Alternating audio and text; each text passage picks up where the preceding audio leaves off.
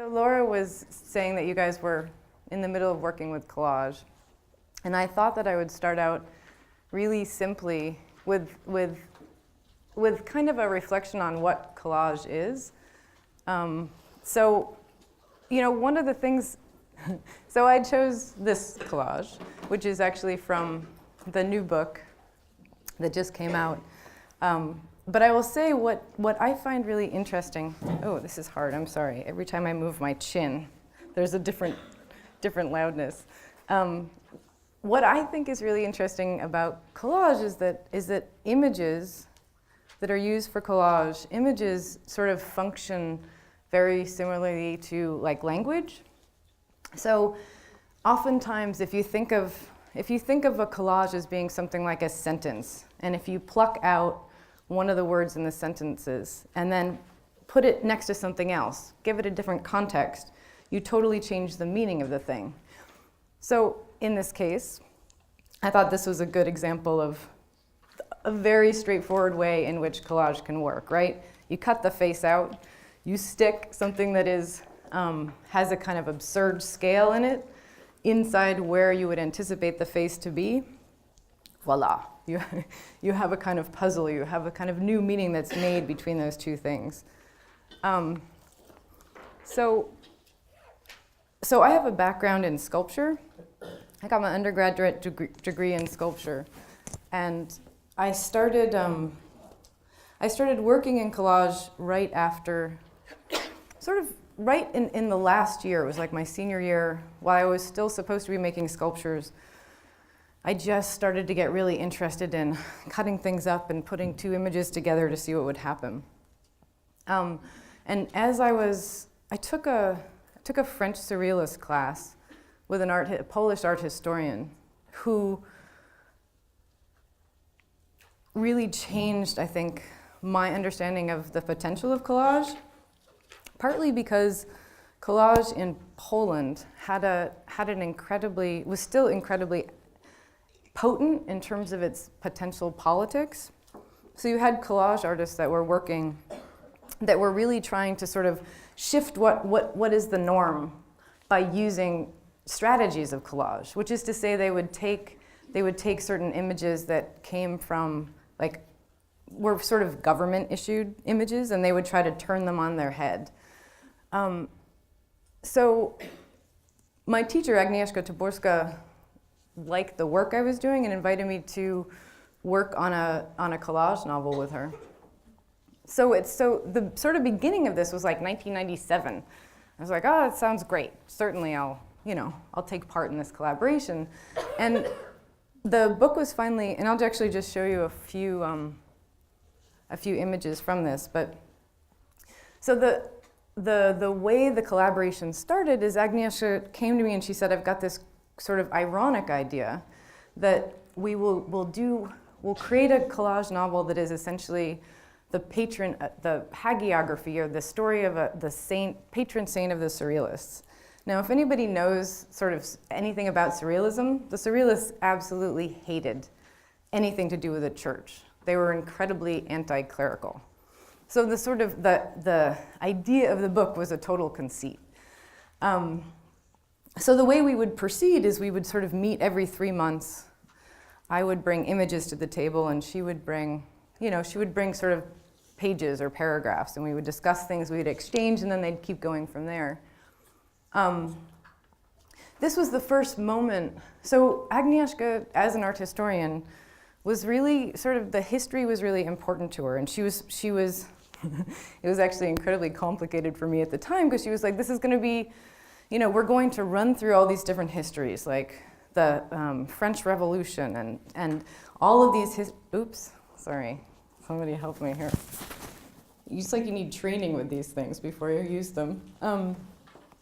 So she wanted to embed all these different histories inside of this collage novel, and the idea was that the protagonist, the heroine, would actually be dreaming of the history. The point is, I didn't know anything about the history, really very much about the history of the French Revolution, whatever. So I was like, the only way I can figure this out is to sort of try to find materials, sort of look for materials that might have been printed that the Surrealists might have actually used. So I went looking for books that had been published in the teens and 20s and started to sort of physically actually cut them up.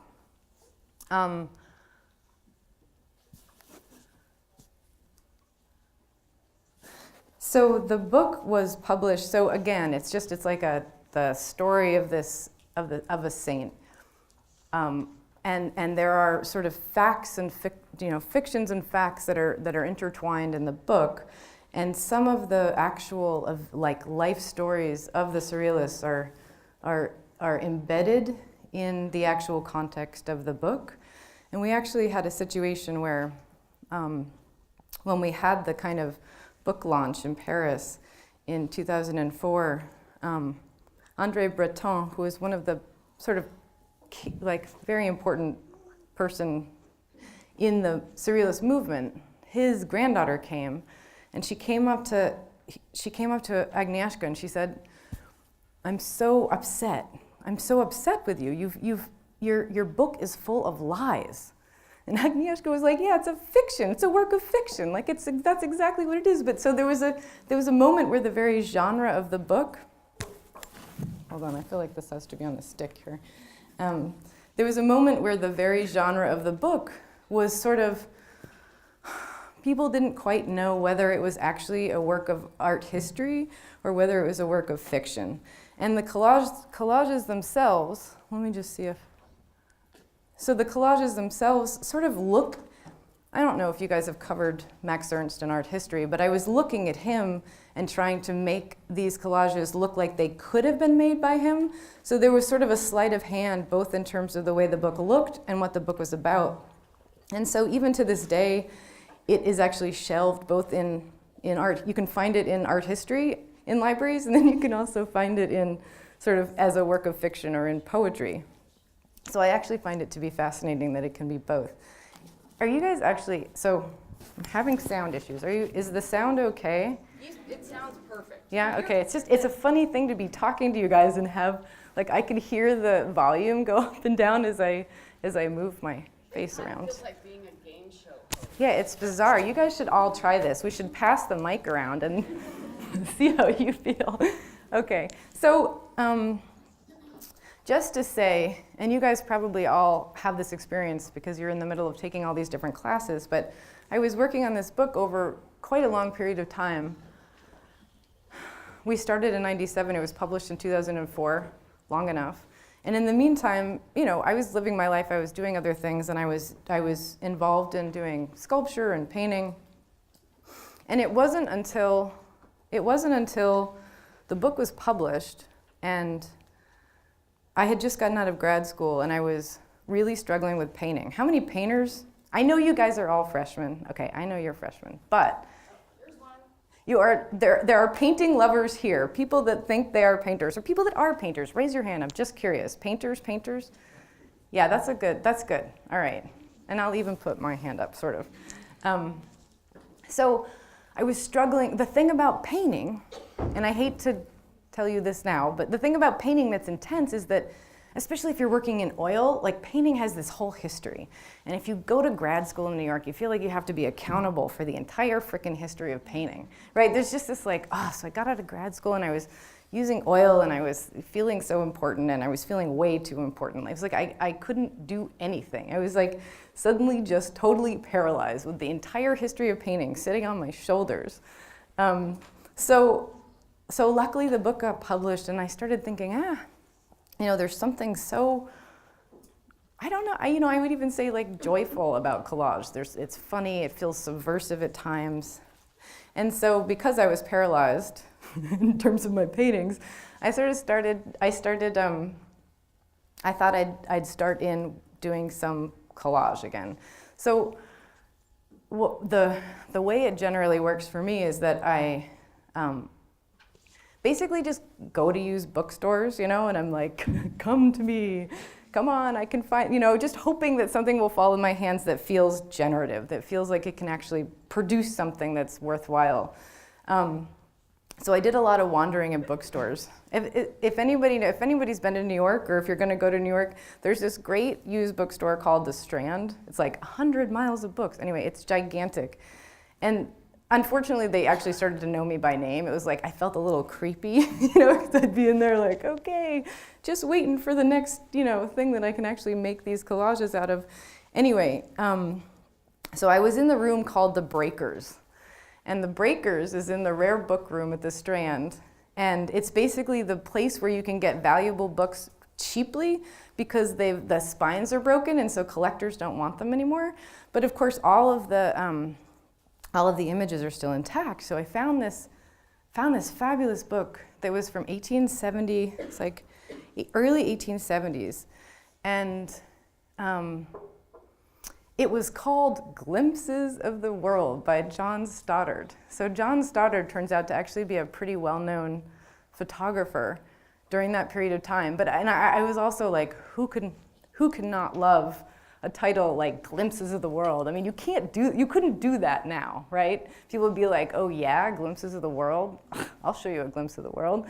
Anyway, so I found this book and took it home. I was trying to figure out what to do with it. And it actually takes a long time, as you guys know, to sort of figure out what you're going to do with any given material. And there was a certain moment, I'm just going to keep going through these. So this piece, by the way, was done in 2009, and it's called The New World. So the idea that I had was to take the entire book. I thought I would set this parameter for myself because I was tired of working. I wanted to try working more sculpturally with collage. So the parameters I set was that I was going to use every single piece of the book. And it wound up being about 30 feet long, which was the longest, definitely the biggest collage I had ever done. And you'll notice this in your practice too. Like you go along and it feels incremental, and then all of a sudden you take a leap. And so this was one of those leaps where I was like, holy cow, collage can be 30 feet. I had no idea. Yeah. This particular piece, since it comes from a literary reference, right? Literary source. So in terms of what you guys have to choose from with your collage themes, this would fit into it, right? Probably a lot of the work we're about to look at, unfortunately, I'm going to be spoon feeding you. Right. So, but I just want to say, though, I love the way that the collage, it has a sense of immediacy. Like it just, happened. And I know that things like that don't just happen. It doesn't, but it doesn't have a feeling of being labored over. It looks so lyrical. That's the joy of collage too, right? No one can actually see your labor. They're like, how hard was that really to cut? All you did was cut it and paste it. How difficult is that? My little brother can do that. You're like, yeah, good. But that's exactly it. I do love collage because it doesn't have that sense of being labored. And the fact is, some of it was labored and some of it wasn't. And you guys also probably have experienced this. Like, some things take forever, and you're like, why is this taking? This is like impossible, I can't get it. And then all of a sudden something will just come out. Something wonderful will actually come out of that, but it almost takes the accumulation of effort that you already put in, and then suddenly it's like, there it is. My goodness. So welcome to the world. That's like 20 years of working, and then all of a sudden something pops out and you're like, where did that come from? Anyway, so this 30-foot collage kind of was it happened because of effort, but it actually came out pretty fast in a weird way. And I'm still waiting. I'm like, be great for that to happen again. Okay, so these are close-ups from it, if you hadn't figured that out. Sometimes it's not clear, but, and again, sort of interested in creating different kinds of spatial depths. The glimpses of the world, it was like this guy, John Stoddard, again, this is right after photography's invented. This is like pretty recent, and Americans haven't really started traveling. Tourism is not what it is today. And so he made this coffee book, which was essentially like, I'm going to take photographs of everything you should see in the world, and I'm going to bring it back, and here it is. Here's the world for you, for your coffee table.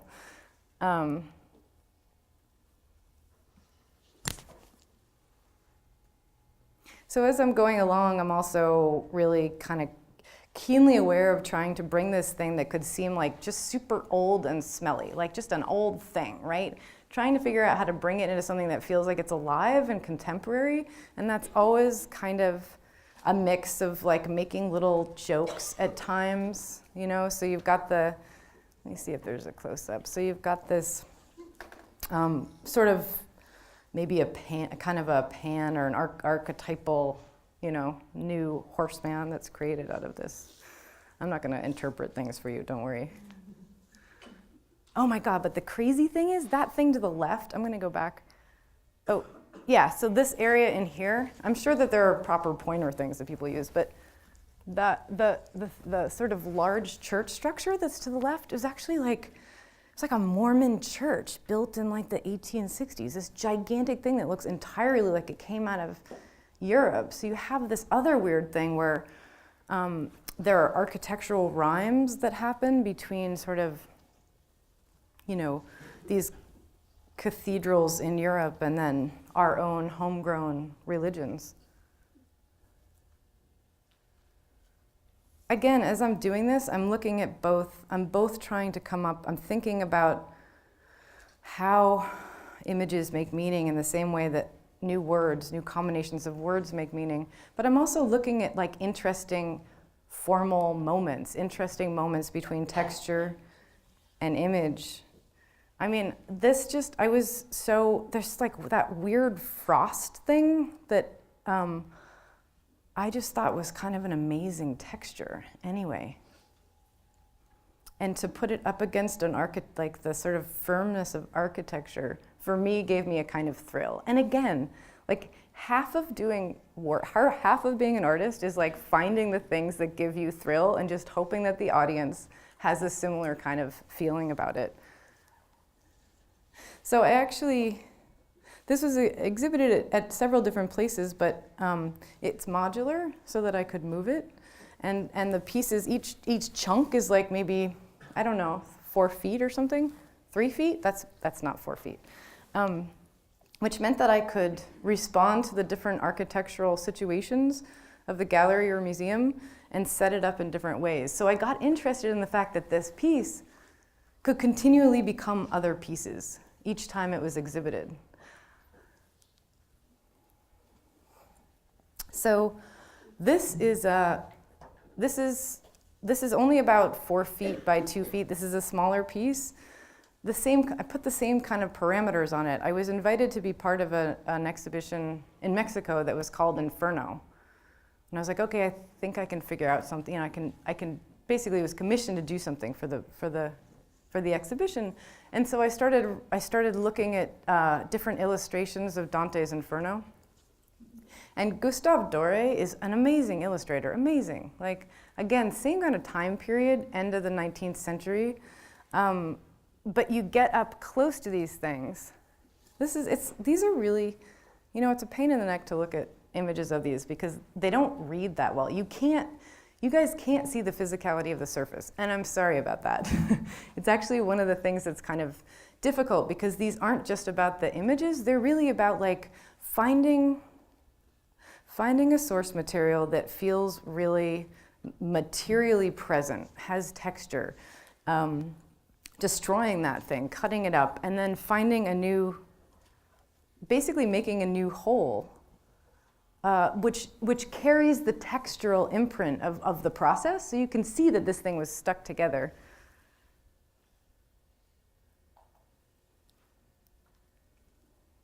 So in terms of this particular work, which is responding to the idea of the Inferno, I was mostly just like, you know, it's all about sort of good versus evil, black versus white. I'm just going to try to push the spaces as much as I can and really just create these moments where like light seems to shine through. So this is another iteration. The first one was from a publication that was done, the print publication was from the 30s, and this one's from the 60s. You could totally see that the darks like aren't as black. Like it's a kind of very different experience. This is just to give you a sense of scale. I love having just like people pop up in these. It's a person. He's gonna get his head chopped off. Again, an attempt at a close-up so you can get some sense of, you can start to see some of the edges, but they really do, the thing becomes a new whole, illusionistic whole. But it's stuff like really paying attention. I mean, for me, it's really interesting where, you sit there with a book you love, or you sit there with a stack of photographs that you really care about, and then you just set about destroying them. And there's this weird adrenaline that happens, like you sit there and you're destroying these things, right? And then you have this sense that you actually now have to make something out of it, and it's like, shit, somehow oh, I'm sorry, I didn't mean to swear. There's a whole sense of like something's at risk, like there's something at stake. They'll just bleep that out. There's something at stake. You cared about the original thing and then you totally screwed it up. You completely destroyed it. Oftentimes I can't even find, it'll be like there'll be one of them. Like it'll be like a rare book and there'll only be one, whatever. And then you've got all these like bits and pieces, scraps of things, and then you have to put it together, and it feels like a real risk. It feels like you're taking a total risk. Okay, kind of a goofy shot, but this is the only install shot that I had of this.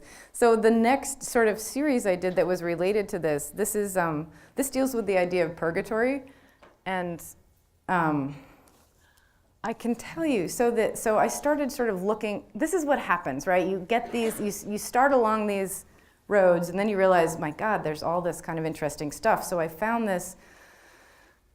There are collectors that get really into Doré and get really into there's only 3 editions in 1905. They were published by a press in Italy. So I found this kind of cool edition that had just published only purgatory. Do you guys know about purgatory, like the medieval idea of purgatory?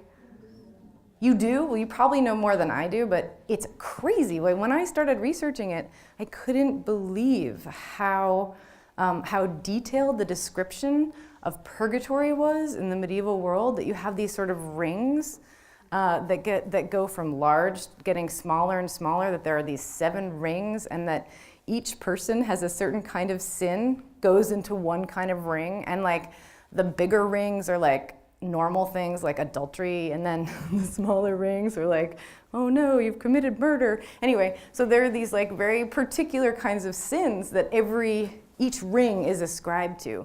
And then in purgatory, you wind up, I love this. The idea is that you can make it to heaven if you go through and essentially atone for your sins by sort of, being face down in fire for, I don't know, hundreds of years. Or if, for example, you suffered from envy and you were in purgatory because you were suffering from envy, then they would, and I wish I had a good example of this, but envy is an example of leaning into somebody else's stuff, desiring someone else's stuff. And if I remember, the punishment for that was that people's heads would be screwed on backwards, and they would have to walk around these rings with their heads screwed on backwards, because it was all about the fact that they had been looking too much towards other people's things. Anyway, it's neither here nor there, but the thing is, I thought that it would be a good idea to take that entire edition and then make one collage for each of the rings. And then I started, and this is just dorky. I'm just gonna say this is a dorky part, and I just apologize. This is one of those things where I just get excited about it, but I started looking at all the medieval devils. I don't know if you guys have seen portraits of medieval devils, but there are hundreds of them. There's an entire town of medieval devils, and it's all these different kinds of devils. Anyway, so I started looking at what their silhouettes would look like what their profiles look like, and tracing them out. And then I don't know if I can, I can, oh my God, look at that. I found it. The silhouette of each of these is actually based on a medieval devil. And then I thought, oops, sorry, I'm screaming at you now. Then then I thought I would mirror them. Like, you guys know the optical illusion that's like the face. Is it a vase or is it a face? Anyway, so these guys, so this is like a profile of one kind of insane devil. I think it might have been Beelzebub, which you guys probably know. And then I mirrored it with this is the same. And then this is another one. It was like there's like a frog devil. I think this was the medieval frog devil. You guys shouldn't, this is like stuff I shouldn't actually even be telling you, but this is sort of, in other words, this wouldn't be in the press release because people get really confused. They're like, what? Should I know these devils? Wait, I can't see that profile. So this is one of those things where I don't usually tell people this, but I just think it's super interesting. I mean, you will find that you are all nerds in your own way, and that there are things that you think are really cool that help you to make your work. And that sometimes is conceptual and really important to the work, and sometimes it's just like what you love, and it's what generates the work itself. Anyway, so each of these is mirrored. But then I had the limitation of using, let me go forward. I had the limitation of only using this one 1905 book, and I was running out of stuff. So I will say I was just trying to make these things have a lot of movement. And do I have a close-up? So that's a close-up where you can start to see, oh, sorry, that's not the thing. There we go. Where's my little?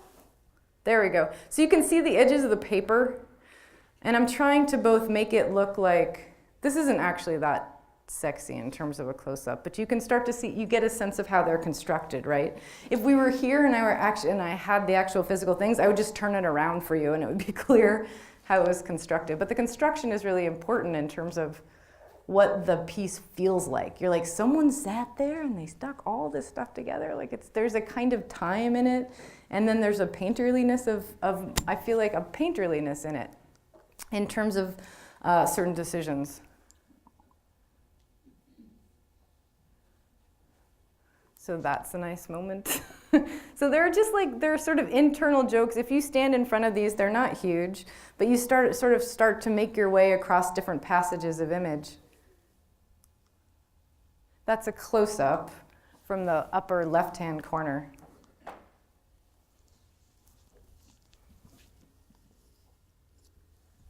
Selena, I just wanted to comment that the figure ground relationship in the previous image, go back, because it looks like the dark devils or whatever they are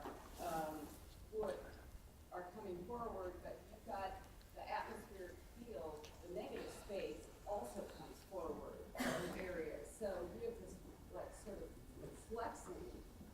Thank you. Ground. I mean, it's spectacular. Figure ground, keep that in the back of your head. I mean, these are the kinds of things that you, with enough work, like I wasn't articulating to myself necessarily, Laura, that that's what I was wanting to do, but it was definitely, when I saw it happening, I definitely capitalized on it.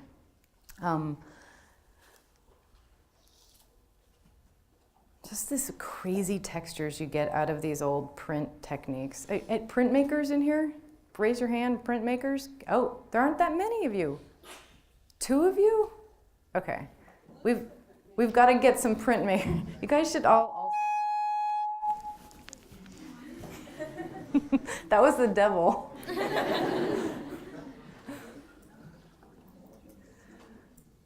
So these are towards the end. We just have a couple left in this series. I wanted to start to bring in a little like architectural elements into it. You know, and the thing is, these are sort of slow. I mean, it's hard to see them. There's a certain kind of meditative absorption with something that's so intricate and kind of Baroque. When I would have studio visits, I used to just put one up. I try to do one at a time and just make the person visiting my studio just sit there and look at it.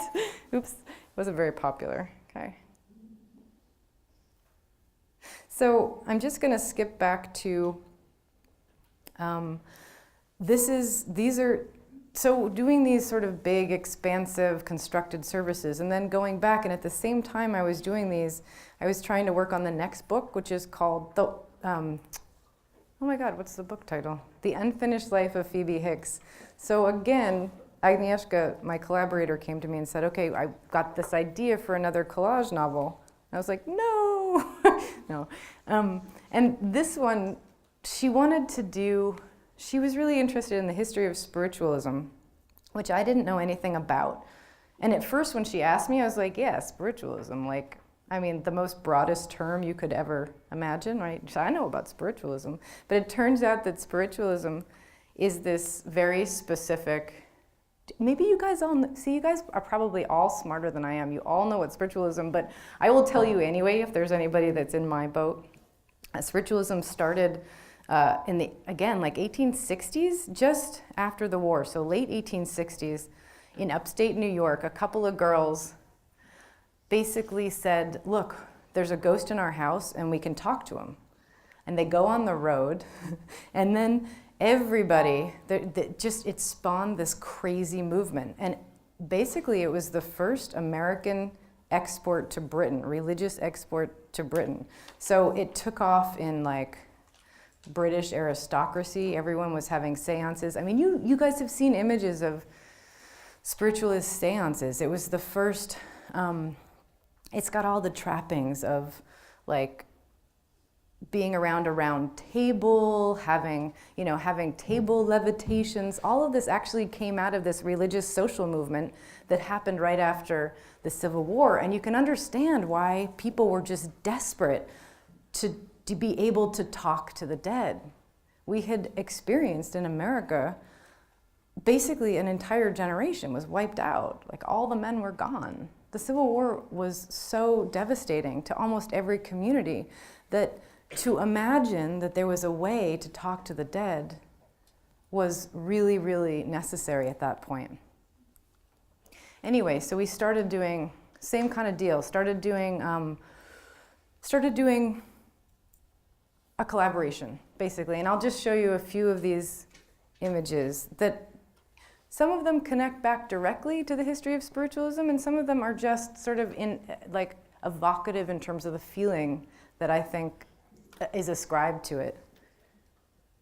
Okay, that totally cracks me up. On the right-hand side, can you see that it's actually made out of a tie? Hold on, I'm going to just point. So this thing is actually a tie upside down. There's just like, that's one of my favorite moments that I just shared with you. Actually, so in this one you can see this is pretty indicative. That surface being really sort of constructed and stuck together is indicative of what many of the surfaces look like. Oh, there's a scene of a duel between Houdini and Phoebe, and this comes out of a duel that was actually a card game. You'll just have to read the book. You know, but simple moments of just like taking things apart and then being like, you know, I think I can make a menagerie out of this. I think I can make a bird. And just trying to like reconstruct an image that is made out of, this is really difficult. There should be warning signs, something that pops up that. So I will say that it was in the middle of working on this collaboration, thinking about spiritualism, and I was wanting to work big again. I was wanting to find a kind of big book that would work. And I went to a Francis Bacon exhibition at the Met. Anybody know Francis Bacon? Really cool painter. You should know him, you'll know him. And in one of the paintings, I was like, that looks like ectoplasm. Okay, so ectoplasm is one of those, the kind of funny, quirky things that comes out of spiritualism. The idea was that a medium could actually literally emit, like the body of the dead would communicate with the dead through like a substance that would come out of the ears, the belly button, or the mouth, and other orifices too. The history of ectoplasm is crazy. The point is, I was at this exhibition looking at Francis Bacon paintings, and I was like, that looks exactly like ectoplasm. He is painting ectoplasm, you know. And of course, like, I'm like, guys, look, do you guys see the ectoplasm? They're like, nah, it's just a big pink smear. Anyway, at the Met, they actually had Francis Bacon's archive that was set up, and so they had all the book. He used to work from photographic source material, so I went in and I was like, I bet he's got a really good source book. And sure enough, he had this book, which turned out to be like the Bible of the occult, which was a photographic documentation of two of the most famous mediums who were really good at making ectoplasm. And there were just picture after picture after picture. And I'm sorry, because I wish I had close-ups. Let me just see if there's any. I should have original source material in here. Next time, sorry guys, I didn't think of that. I'd like to show you the picture, but you'll see it. So Phenomena of Materialization is the name of the book, and it was just like 265 photographs of this medium who, of this female medium, like with stuff coming out of her mouth and like just crazy, like stuff coming out of her ears, like just, it was really weird and kind of fascinating, and had really been, people were reading it. I would get these books from used booksellers, and I would see all these notes. People had actually used it like a manual, you know. So this was a book that was actually used as a manual, as a how-to book. Oops, I went the wrong direction. Somebody's got to tell me when I go in the wrong direction. So I started thinking about. So basically, this is made up of 3 entire books. So what I would do is I would try to find. I realized that it had been republished like 7 times, and basically would buy the book. Seriously, it's like I'm going to have to talk from back here. So this is basically a constructed surface out of all of those books, and I started wanting to make kind of quick calligraphic marks, sort of the idea of a sleight of hand, the way that mediums were. Is that it? No, I'm just the way gonna, that you're done. No, no, I'm gonna just turn it down. I don't know. The way that mediums were like almost magicians. And I started to think that it would be interesting to try to make a large collage that didn't look like collage at all, that looked like painting or a big ink painting, or the way that calligraphy is done. So this is about 10 feet tall.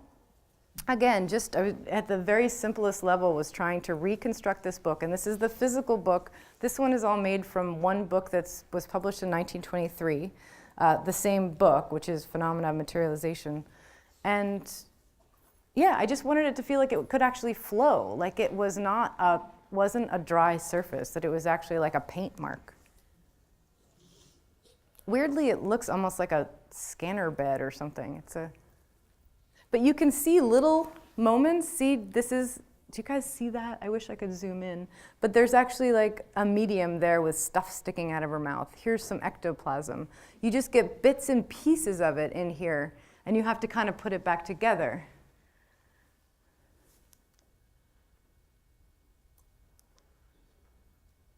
This has a mirror. This is about 5.5 feet tall. And there's a mirror on the left side. And then this is all made up of the 1920 edition of Phenomena of Materialization. Let me get you to a close-up. So you can see all the teeny tiny little fragments, and then this actually would have been an ectoplasm. So you can see there's an ectoplasm. And it's like, find the ectoplasm, Waldo. Okay. And I'm not going to tell you any more about that. Good to have a person in for scale. This is another one, again, a different edition. This is like the 1930 edition. And this is an exhibition in Poland where all the works were brought together. And actually that one I hung over a kind of frame. I was interested in them being more sculptural. And again, like you can see, that's the same one you saw earlier, but in a different configuration. So I'm still interested in trying to respond to the space and set up these collages differently each time. This is the last piece I'm going to show you. I know we're getting there. So then the next challenge to myself was like, okay, Selena, you're going to be stuck in black and white for the rest of your life. Like, could you try some contemporary material maybe? And I kept thinking that, and like years went by, and I was like, no, probably I'm just going to be black and white. But then my partner is a journalist, and one of our sort of daily rituals is to sit there with the New York Times. We actually still read analog paper. Sit there with the New York Times, and because his job was actually as a journalist, he was always the one that got to take the Times to work and read it on the subway. But like, I was never finished reading by the time he went to work, and at one point I was like, you know what?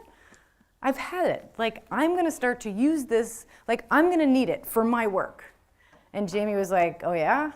How are you gonna do, well, like, what? I was like, yeah, I'm doing a large scale piece in the New York Times. And then I had to do it. It was like we had a fight, and then I was like, okay, now I better do it. So this started, so if you imagine, this is about 10 feet tall. Actually, it's more than that. Yeah, I think it's bigger than 10 feet. I'm sorry, I don't have the things, but it's like maybe 11 feet tall.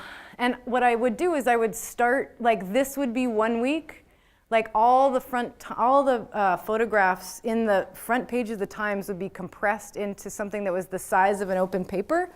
And then I just kept building it. So this was the next week, and this was the next week, and this was the next week. So this whole thing is from like mid-February to the beginning of June. And it's almost like a giant diary or something. Like I started looking, I like the fact that it looks kind of calligraphic, and it's actually based on I was reading a lot of David Foster Wallace at the time, and I was looking at all of his marginalia, which I was getting really into, like how his handwriting was kind of like a giant drawing. Anyway, so I sort of started thinking about using handwriting, like I was using calligraphy to create an understructure for these collages. Yeah, so that's early June. And here's a close-up. Yeah. Yeah. Yeah. You're not supposed to know. You're not supposed to know it says something. So it's right in between. I'll say if you're up close to it, sometimes you can't even tell that it looks like words. It does say something, but I'm not going to tell you what it says. Ha ha ha. No, only because that's really not the content. I want you to sort of be like, wait, is that words? Should I actually? And it's kind of like the news, right? Like, how do we know the news? It's one of those weird, complicated things where we don't know what's actually happening. Like, you get the journalists always have a filter on what the news is. But to really be inside of it, to really know what the actual news are, I mean, we should have been there. Is that okay, I've got 3 minutes. You ready? So these are close-ups from that piece. And then just, I'm not even gonna say anything. We'll just leave it with like a silent, these are combinations of the New York Times and World's Fair from 1893, which was Chicago World's Fair. Anybody from Chicago here? Chicago?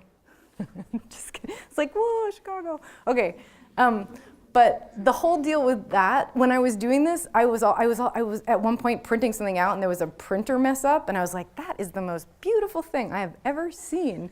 And the Chicago World's Fair was one of these like crazy disasters where it was supposed to be all about technological innovation, and then they had all these buildings collapse because they were trying to make the fair too fast. So I thought, oh, that's a perfect rhyme. Like technological screw-ups and technological screw-ups. Like we'll use that source material and we'll that'll be the basis for making these collages. And this is a close-up. Any questions?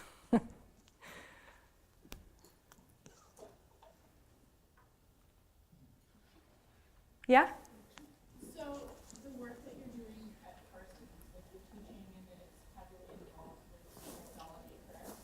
No, it's really not. And I could never even fake that very well. I'm in a school in which one of the programs is design and technology, but I'm not actively, I crit with them sometimes because there are artists using technology and I like that conversation. I myself am so analog. So that's an excellent question.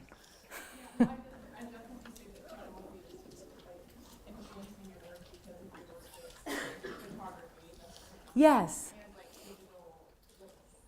Yeah, actually, thank you. You actually are, you have a smarter answer to that than I did. And also, what is technology? Like a pencil is technology, right? So it doesn't mean that it just has to be digital. Was there another question back there? I know you guys are ready. Thank you for your, yep, yeah. Did you ever think about maybe like going into the 3D aspect of it? Like, Yes, oh, so there's a great question about going more into the 3D aspect, and I just have to say, I've been wanting to, and sometimes it takes like years of being like, I'm ready for you, sculptural manifestation. Like, so yes, I've been playing with them, but nothing you can actually see yet. So it'll take a while, but thanks for that. Any last poems, questions? Thank you so, yep. I just wanted to say another thing that I really respond to in your work is the edge. The edge, has, I would call it an honest edge.